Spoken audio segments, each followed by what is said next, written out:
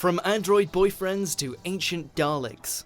Welcome to WMUK, and today we'll be counting down our picks for the top 10 Doctor Who Easter eggs. Before we begin, we publish new content every day, so be sure to subscribe to our channel and ring the bell to get notified about our latest videos.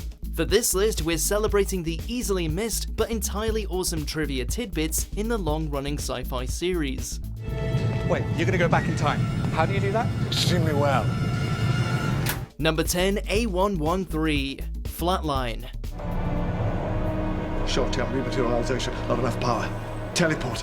We start with a well-known and widespread Easter egg in film and TV. This seemingly insignificant code appears throughout the Pixar film series as well as in other Disney films, the MCU, and The Simpsons. I plead guilty, Your Honor.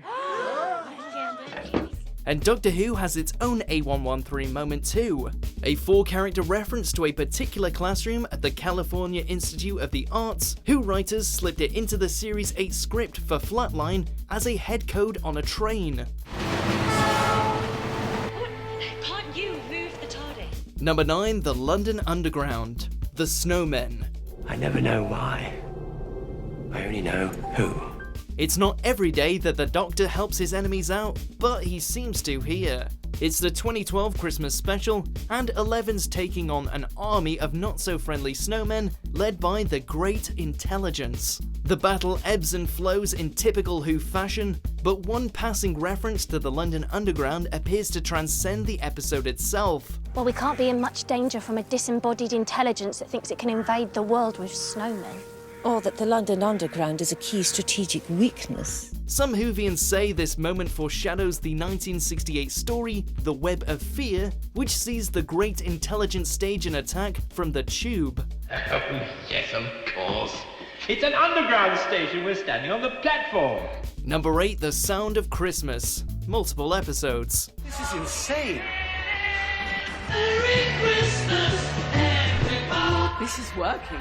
Love or hate them, Christmas songs are all but inescapable over the festive period, and even the Doctor gets the same songs on repeat. But Slade's 1973 seminal seasonal single is heard more than any other record, with writers sporting a soft spot for Merry Xmas Everybody. Just through the doors, that's it. Mr. Ryan, please. The song can be heard at Rory's hospital, in Mickey's garage, and at Donna's wedding reception. You've got all the time and space, and it still gets overplayed.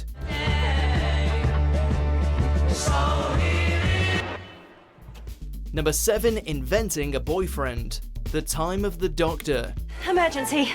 You're my boyfriend. Ding dong, okay, brilliant. I may be a bit rusty. To another Christmas special, and a chaotic phone conversation between the Doctor and Clara. She needs a Christmas dinner date, but he's a bit too busy for turkey.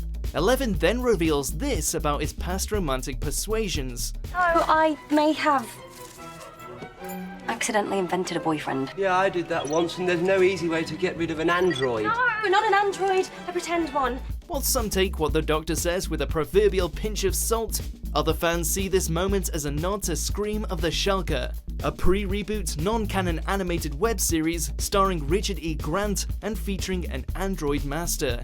Why did I choose continuing existence? Listening to him being right all the time when I had the option of a slow, painful death. Number 6, Coal Hill School. The Day of the Doctor. Wait in here, please, Susan. I won't be long. No. Good night. Night. This place has anchored Doctor Who since the very first episode in 1963. The Doctor's grandchild and first companion, Susan, was a student here, while her teachers Ian Chesterton and Barbara Wright also travelled in the TARDIS. Oh, it's one of the girls, Susan Foreman. Susan Foreman? Oh, she your problem too? Yes. So fast forward 50 years and Coal Hill's cameo in The Day of the Doctor, with Chesterton listed as head of governors, seems simply a nostalgic salute to the past. However, Clara and Danny Pink are later shown to work at the school, while the Who spin-off class upgrades Coal Hill to an academy. Do you know the feeling of dread? Just beyond what you see. Just beyond what you know. Number 5, Ellie Oswald. The Rings of Akaten. She's just a girl.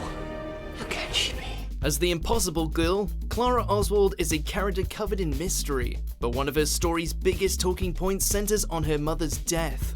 We see young Clara at Ellie's gravestone in the Rings of Akaten, while Eleven watches on from behind a far-off tree.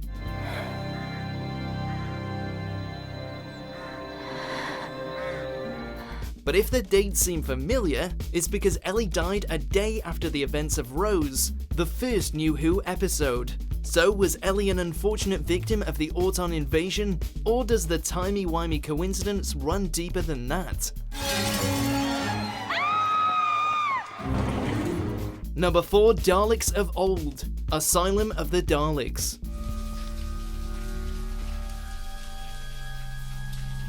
They're easily the Doctor's most iconic adversary, but they haven't always looked exactly the same. Eggs. The Daleks take center stage for this one, as the Doctor, Amy and Rory are stranded, while Jenna Coleman debuts, but as Oswin. No, Oswin! Listen, Oswin, you don't have to do this! Oswin!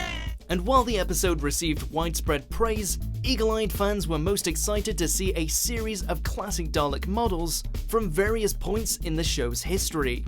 The Doctor isn't as thrilled though. At long last, it's Christmas. Here I am. Number 3, Queen Elizabeth I, The End of Time Part 1. My sworn enemy. What? Off with his head! What? Well, never mind what. Run! Though this Easter egg is eventually explained, the mentions of Queen Elizabeth I form an untold backstory for the entirety of David Tennant's time in the TARDIS. The 10th Doctor first encounters the Queen in the Shakespeare Code, not that she's pleased to see him, and he memorably mentions her to Ood Sigma in End of Time, hinting at why she was so mad before. Named Galaxy Allison? Got married! That was a mistake. Good Queen Bess. And let me tell you, her nickname is no longer... Anyway. But the dots are connected in the Day of the Doctor, with Tennant wooing Bess despite believing she's a Zygon. It was the horse. I'm gonna be king. Mom, what's happening? You're being attacked by a shape-shifting alien from outer space, formerly disguised as my horse. Number 2, the Doctor's parents, Human Nature. I dream I'm this adventurer, this daredevil, a madman. While the identities of the real Doctor's mother and father have long fueled fan theories, a Series 3 two-parter saw David Tennant's incarnation briefly live as a human, John Smith. And when John tells Joan about his parents, he name-drops Sidney Newman and Verity Lambert, who were the driving forces behind the creation and production of the first ever Doctor Who series. My father, Sidney, was a watchmaker from Nottingham. And my mother, Verity, was... well, she was a nurse, actually. Oh, we make such good wives. Really? Right? And to wrap it all up, Ten meets a descendant of Jones right before he regenerates. Her name, Verity Newman. Was she happy? In the end? Yes, she was.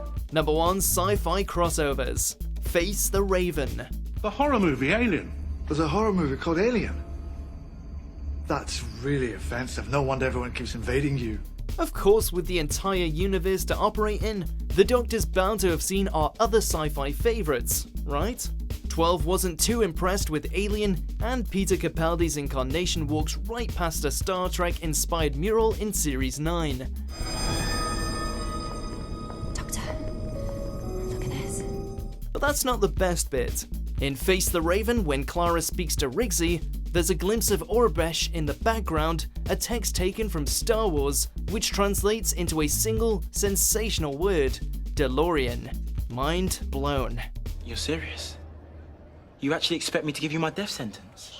Do you agree with our picks? Check out these other great clips from WatchMojo UK and subscribe for more great content.